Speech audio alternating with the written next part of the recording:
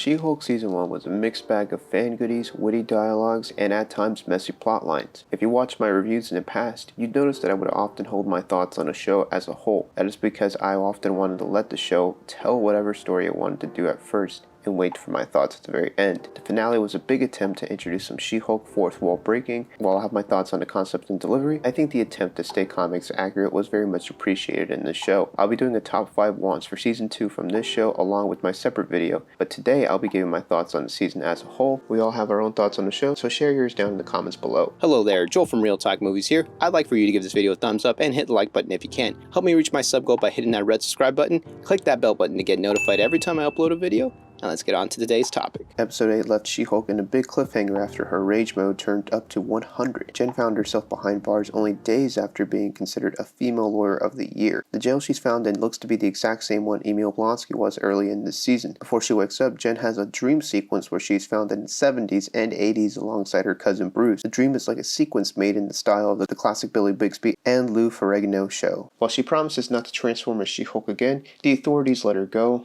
while giving her an inhibitor, much like Emil Blonsky again. She moves back with her parents while plotting her revenge on intelligentsia. Her friend encourages her to transform into She-Hulk and crush them. However, she'd rather go through legal systems to take them down. Jen lost her job as well, so she finds herself in the bottom after such a high in episode 8, and her friend Nikki baits the group while posting a video of her to their website. She recruits Pug to step in her spot at a group meeting since it was mainly bros. Jen, meanwhile, seeks counsel from Emil, and she gets no response and decides to show up unannounced on his resort. There she finds the intelligentsia group and confronts them as She-Hulk. Emil tries to explain it was all about business and not personal. Todd, a disgruntled old date of Jen, uses bits of Jen's DNA to transform himself into a Hulk. Bruce Banner jumps out of the blue to save Jen. She hates the way the story is panning out. She breaks the fourth wall and asks viewers if this is the finale that they wanted to see. So she decides to break the fourth wall further by jumping out of her video thumbnail in a Disney Plus video library. She seeks to find answers for her season ending the way it is. She dives into the Marvel Studios assembled thumbnail to find the writers in the studio. They tell Jen it was all Kevin's idea and that she should take it up with him. Jen finds him after going through security and signing non-disclosure agreements. Turns out to be an AI program bot. Funny nudge at Kevin Feige, the actual main producer and headrunner of all things MCU. She starts listening to Kevin for ideas on how to improve the show and want to introduce into the overall MCU. She also teases more X-Men and asking for when they would arrive and be brought into the MCU. The two make a new ending for her season in an effort to shake things up. Jen is back and Todd is arrested along with his bros. Daredevil arrives to help out of the blue,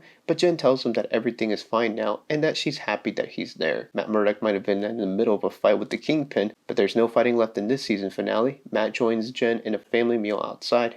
They tease Matt on his line of work and salary. Then another family member arrives. Bruce Banner arrives from his off-world adventure with the Sun. Scar, a face seen from the comics originating in World War Hulk, debuts in the MCU. While the inclusion is random, the character isn't in the Hulk's lore and comics. I'm intrigued to see how they adapt the entire storyline of World War Hulk. My guess is that World War Hulk will be a prequel to this and separate from the main MCU storyline. Guardians of the Galaxy 2 style it, and have the movie take place before a major event. That way, if fans hate the adaptation, you can always bring it back in a rebooted universe after Secret Wars. I wasn't a big fan of how Scar was introduced. I think World War Hulk stories should have been teased a little bit better. Scar just kind of felt like an off-screen random character within the show, but I think Kevin Feige will deliver on the actual adaptation of World War Hulk, but the finale might have left fans a little divided. My thoughts on the show are that it was fun and at times even the best entertainment from Marvel. I love the quirks from Tatiana Maslany, and she is in fact She-Hulk, and Jennifer Walters. Marvel usually does well on their castings, and She-Hulk was a great casting. Jen Walters will fit in great with the new team of Avengers. This season we got to see how quick she is on her feet, and got to see how destructive her potential really is. She will provide the Avengers with the much needed muscle and strength. Her character is forming well within the MCU. The plotlines, however, of the show were a bit of a mess. The Elf storyline was the lowest point of the season for me. Nothing felt more random than in the finale, but the Elf episode just felt like an absolute waste of time. I was so into the show once Matt Murdock was brought in though, however. His chemistry with Jen was a major highlight of the season. I look forward to seeing how Jen interacts with other heroes in the MCU, and I feel like her and Thor could have some fun weightlifting contest. She also has the wit to combat somebody like Doctor Strange. The show did its job in my opinion. My biggest fear wasn't the plot of the show because it wasn't for most fans. The biggest complaint of 100% was the special effects going into season 1. And in that, I think the show got better The effects weren't terrible in my eyes, and I think the films will do her more justice. These TV shows are not top-line priority for Marvel Studios financially yet, and the movies get the big budgets and special effects team more often. In conclusion, this show was fun and entertaining, and it was all about the potential of Jen Walters as She-Hulk, and we got to see that. The plot was messy, and I hope that Season 2 has a finer focus on the story structure. Overall, the season was a 7 out of 10 for me.